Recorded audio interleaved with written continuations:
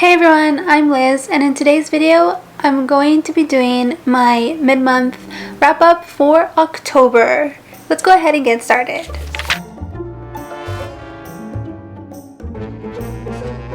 The first book that I read was Good Omens, The Nice and Accurate Prophecies of Agnes Nutter, Witch by Neil Gaiman and Terry Pratchett. So in this book, we follow an angel named Aziraphale and a demon named Crowley as they team up to prevent the world from total collapse. Both of them don't want the end to come, even with the presence of the Antichrist in combination with a prophecy foretelling the end of the world. They are just really committed to find a way to rewrite destiny.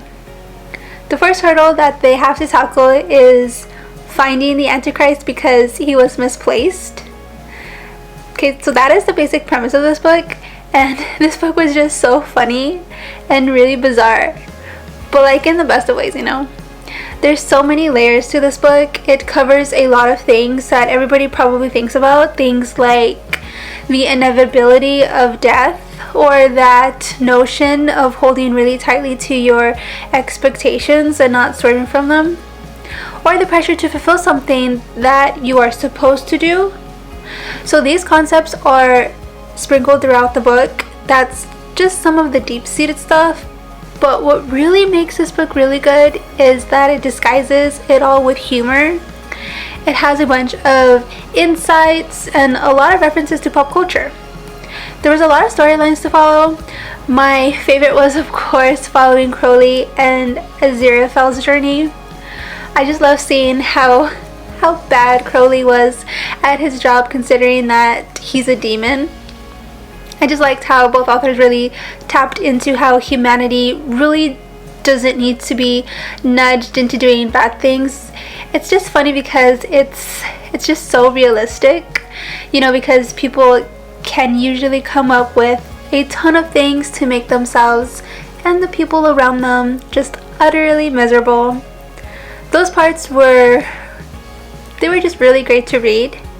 And on that same note, when it comes to humanity, people are not just one thing or another. There's a lot of gray areas. They're neither wholly good nor evil, but rather an amalgam of both. I liked how this book integrated a bunch of stuff, things like witches, the Antichrist and his band of friends with his dog, and witch hunters. For an apocalyptic book, it was very light and funny.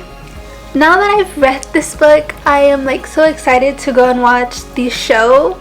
I can't wait to see David Tennant on the screen. He is one of my favorite actors. So I gave this book 5 out of 5 stars. Then I read Fable by Adrienne. So this is the first book in a duology about a fierce 17-year-old girl named Fable. Okay, let me tell you what this book is about. Our girl Fable here is stranded on an island called Javel, and it's crawling with a bunch of thieves. Her father left her on this island when she was only 14 years old and was like, see you later. So for 3 years, she has to deal with his abandonment and all the while be vigilant of her surroundings and learn ways to just basically survive. So as you can imagine, she has to always be on alert in case one of them thieves tries to steal her earnings. Her plan is to save enough money so she could buy passage off the island so she could confront her dad as to why he abandoned her. So that's pretty much the plot. It's straightforward and simple. I liked how the author sets up this dangerous world for us so we could embark on this journey with Fable. The whole book is just so atmospheric. I love the backdrop of the open sea. It's one of my favorite settings. I loved how this book is straight up adventure story, and I liked how she doesn't have magical abilities. Instead, she taps into her own arsenal of skills that she learned as a child. I thought that was really refreshing to read about.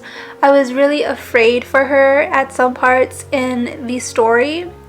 Thank goodness she had some tricks up her sleeve. I liked how Fable takes everything she's learned from both her parents, from when she was growing up, and really applies the heck out of it throughout the whole book. The whole time I was like, you go girl.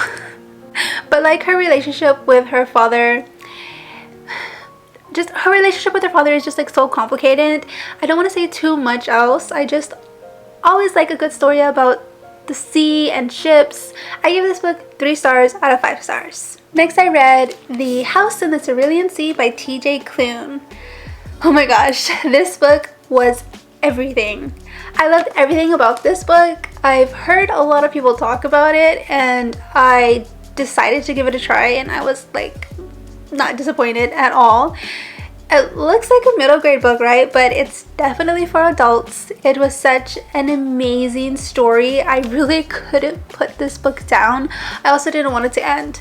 So in this book, we follow this caseworker who is tasked to see what's happening at this magical orphanage that's on an island to make sure the kids are safe. The only thing is, this case is classified as top secret because one of the children is the Antichrist. All the other children on this island are there for their own reasons too. They each have their own quirks and are perceived as dangerous as well from, is it upper management? I just adored everything about it. I don't know where to start. Okay, so our main protagonist, Linus Baker, I really loved watching his character unfold. This story was just so beautiful. I laughed out loud so many times with this book. The children said some of the funniest things, especially Talia, who is a gnome. But all the children were so great to read about. I absolutely adored the romance in this book. It was just so sweet and perfectly done. The overall message this book is sending is just so strong and just so prevalent. And that message is that all children, no matter who they are or where they come from, must be protected and not in any way judged or labeled. The kids in this book are essentially cast away from society, and this book touches on mob mentality and really shows the reader how that can quickly get out of hand. This book was so good. You should definitely read it. I give this book 5 out of 5 stars. Then I read 7 Devils by Laura Lamb and Elizabeth May. So in this book we are following a princess named Princess Discordia, and she really does not want anything to do with the Empire like any longer. She's like, nuh-uh, I'm no longer being part of this. So she runs away to join the resistance. It's called 7 Devils because there's 7 main people in this group. In this world, mostly everyone is engineered instead of being born naturally, and everyone is chipped and controlled by this thing called the Oracle. They are brainwashed and they basically have no free will. So our little princess over here, Princess Discordia, she's the star of this book, obviously. The way she was raised, it's just so insane. So since babies are engineered, she's had a ton of siblings. She's the only girl to have survived, so it's just her and a bunch of her brothers that she has to duel to the death with. This whole situation reminds me of baby sharks eating their siblings in the womb, and whoever is left gets to survive. Okay, so while in this book, Discordia has to compete with her brothers in order to be heir to the entire galaxy. So she is no stranger to killing. She has like so much blood on her hands. So she makes for an interesting protagonist. It took me a while to get into this book, but once I did, it was really fast paced. It's action packed and filled with so many wonderful characters. My favorite character though is Adrienne. She was just so funny and smart. There's a lovely FF romance in here as well. It's these types of books that make me really like sci-fi. This was a good book. I liked it. I gave it 4 stars out of 5 stars. Then I read A Torch Against the Night by Sabaa Tahir. So this is the second book in An Ember in the Ashes quartet. I'm rereading the first 3 books in preparation for the 4th book, which is called A Sky Beyond the Storm, and that book comes out in December. So this story is just so amazing. It's really well crafted. I would like to say that I flew through this book, but that's not entirely true. I kept putting this book down just because there was other books I needed to read and wanted to get to. But as soon as I carved out some time to read this, I was just like really like invested in it, and it's just super fast paced, and it was just even better the second time around. I'm glad I'm rereading this because just every time there was a reveal, I was like, oh yeah, I remember that. So in the first book, we are following this girl named Leia, and she's trying to rescue her brother Darren from this prison run by a bunch of masks. And along the way, she manages to enlist help from rebels, and she has to go undercover and spy for them. So the stakes are really high, and the series is just perfection. I gave this book 5 of 5 stars. These are the books I read so far this month. Consider subscribing if you would like to do that. Thank you for watching. I'll see you in my next video. Bye!